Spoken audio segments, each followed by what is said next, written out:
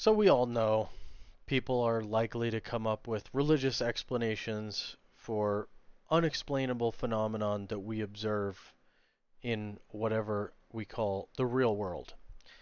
Um, the idea that we're living in a simulation for some reason has been on my mind recently more, and some of the most disturbing concepts of it are the fact that as I read more about reincarnation and the fact that the Indian government, because it's part of their culture, has done studies on this and found that children who are younger than 5 to 7 years old, there's a lot of children that remember things from a previous life up to a certain point in their life. Um, and then, in addition to the studies from the Indian government and that culture, you can also go on Reddit and read um, entire threads about creepy things that children have said that they shouldn't know about. Um, Family members, like a child remembering something that their grandfather did or grandmother did, like they did it themselves. So, I mean, whether you believe it's a technology simulation or if you do believe it's a spiritual biology biology simulation, I don't really see it as being all that much different.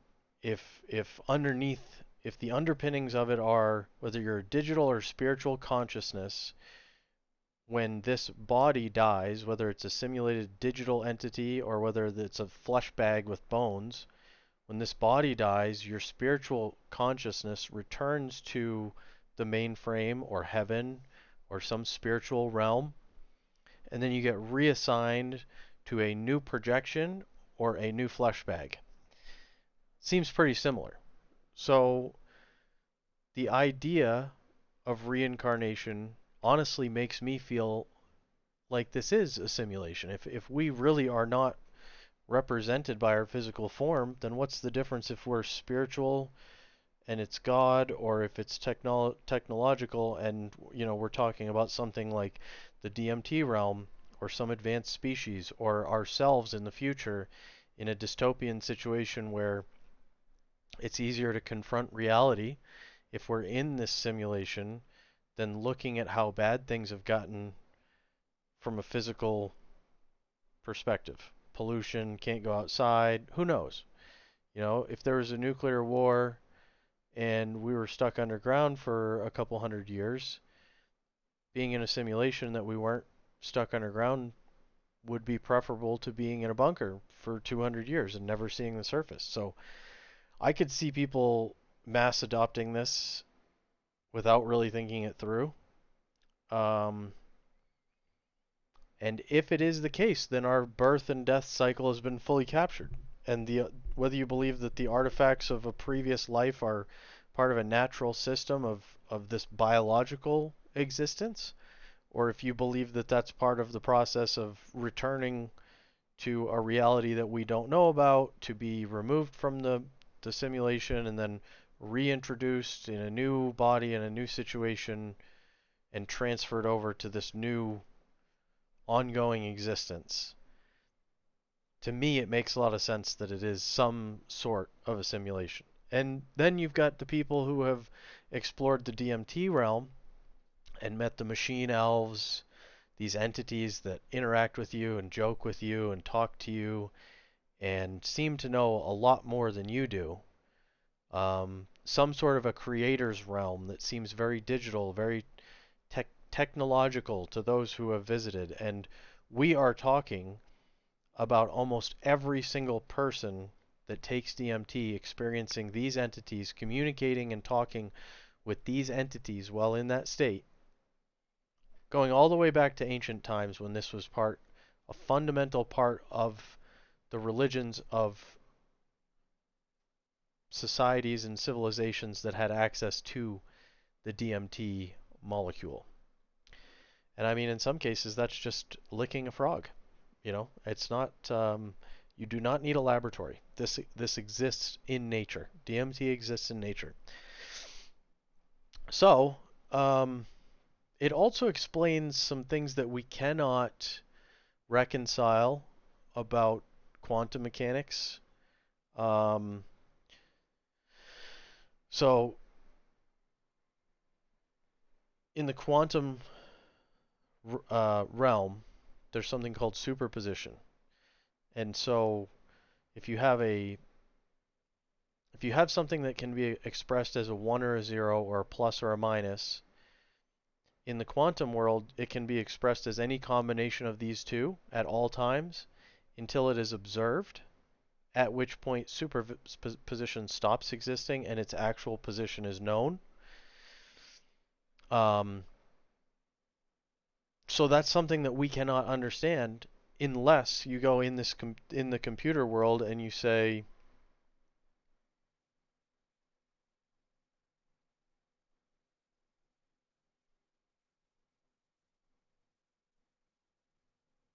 the artifact presents itself as the upper limit.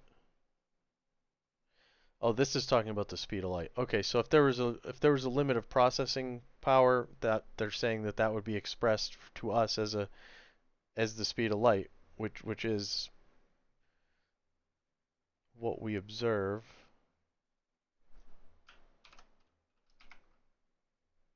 Whoops.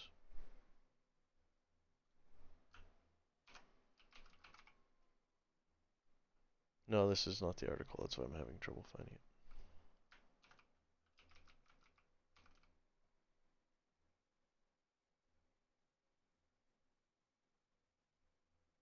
So this is what they were talking about with the quantum systems. Quantum systems can exist in a superposition of states, and this superposition is described by a mathematical abstraction called the wave function. In standard quantum mechanics, the act of observation causes this wave function to randomly collapse to one of many possible states. Physicists are divided over whether the process of collapse is something real or just reflects a change in our knowledge about the system. If it is a pure simulation, there is no collapse. Everything is decided when you look at it. The rest is just simulation, like when you're playing video games. There are some people that recognize the patterns in this world as being indicative of a simulation, and other people claim that seeing patterns where they don't exist is something that we've developed evolutionarily from hunting, trying to recognize patterns, trying to piece things together, trying to track animals, trying to find food, trying to understand what is causing different things to happen in our environment so that we can be better prepared and better able to survive unexpected events by recognizing patterns and realizing that danger is coming as a result of them.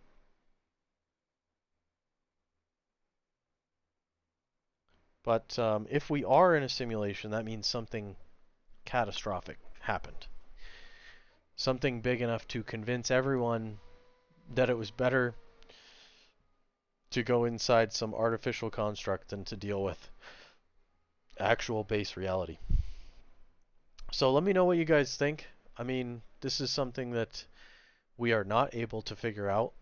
The smartest people, no amount of science or testing could discern if we're in a simulation. No one has come up with the Turing test for are we in a simulation. Um, if we do experiments, they're inside the simulation. If we do testing, it's inside the simulation. Um, and all the evidence that we get from outside the simulation is currently considered to be conjecture. People coming back from near-death experiences or these interviews with these children that understand things or remember things that they shouldn't. Certain childhood prodigies who can play classical music at 4 years old. You know, I look at someone like that and I say to myself, were they a classically trained concert hall musician in a past life? How do they know how to play Beethoven's Fifth at like 4 years old? You know, it's very bizarre. Anyway, like I said, let me know what you guys think. Let me know what experiences have led you to the conclusion that it's all horseshit, or you think that there might be some truth to it. And if you have been in the DMT realm, let me know what they said to you. What did you ask them? Did you ask if we were in a simulation? The next time you go exploring, you should pose the question. Try to get some answers for us. Because I think we're all curious, you know? Are we trapped in a Matrix style gel pod where, you know, they eventually turn us into the Soylent Green and eat us after we're done being used as a battery, you know? Who the fuck knows? Anyway, take care. Talk to you guys again soon.